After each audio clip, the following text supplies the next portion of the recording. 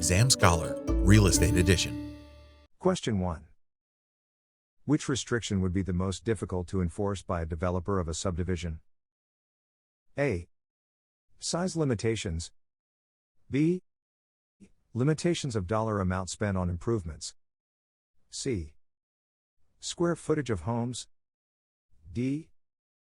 Height of structures. Answer: B. Since the value of the dollar changes, the amount of improvements that a certain dollar amount could achieve would be constantly changing and would result in differing improvement results.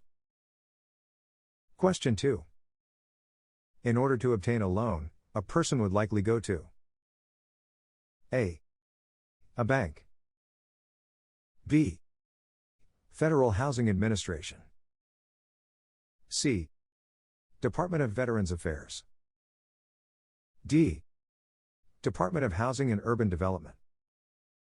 Answer: A. Banks are the actual lenders, while the FHA and VA are institutions that guarantee all or a portion of a loan in order to procure more favorable terms. Question 3. A mortgage and trust deed are the same in which they allow A. The property to be sold in the event the borrower defaults. B.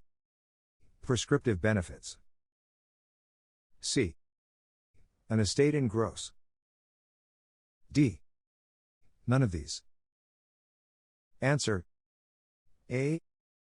A mortgage and trust deed are the same in the fact that if the borrower defaults on the loan, they allow for the sale of the property, also known as a security interest. Question 4.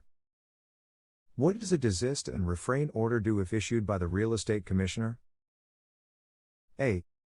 Places restrictions on the sale of properties in a subdivision. B. Places a halt to sales and marketing of properties in a subdivision. C. Places a time constraint on the sales of properties in a subdivision. D. None of these. Answer: B. If there is an issue with a sales program of a subdivision, the Real Estate Commissioner could obtain a desist and refrain order which would immediately halt the sales and marketing of the properties. Question 5. It is to the truster's advantage to include A. Subordination clause. B.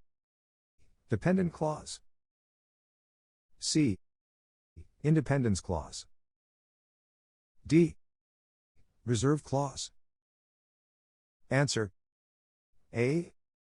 It is to the truster's advantage to include a subordination clause in a trust deed because it allows the truster to obtain a later trust deed which will move into prior position, as regards to payment, in case of default. Question 6. In order to have a valid agency relationship, the commission agreement must be A. In writing. B. Filed with a broker. C. Within the acceptable bounds of commission rates. D. Notarized. Answer: A. The commission agreement must be in writing when forming a valid agency relationship. Question 7. The collection of mortgage payments from borrowers and related responsibilities of a loan servicer is known as A. Servicing. B. Lending. C. Collecting. D. Managing. Answer: A. This type of work is known as servicing. These actions are responsibilities of a loan servicer. Question 8. The fund set aside for replacement of common property in a condominium, PUD or cooperative project is called A. Replacement Reserve Fund. B. Reserve HOA Fund.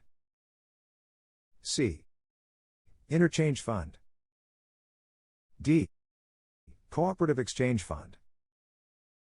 Answer: A. This type of fund is called a Replacement Reserve Fund. It is set aside for replacement of common property in certain projects. Question 9. A commitment from a lender to the borrower or other mortgage originator guaranteeing a specific rate for a specific time at a specific cost is called A. Rate lock. B. Fixed rate. C. Lock terms. D. Fixed terms. Answer A. When a lender commits to the borrower or originator a specific rate for a specific time at a specific cost, this is called a rate lock. Question 10. A limit on the amount that payments can increase or decrease during any one adjustment period is called A. A rate lock. B. A period rate cap. C. A terms lock. D. Fixed rate. Answer B. A period rate cap is a limit on the amount that payments can increase or decrease during any one adjustment period. Exam Scholar, Real Estate Edition.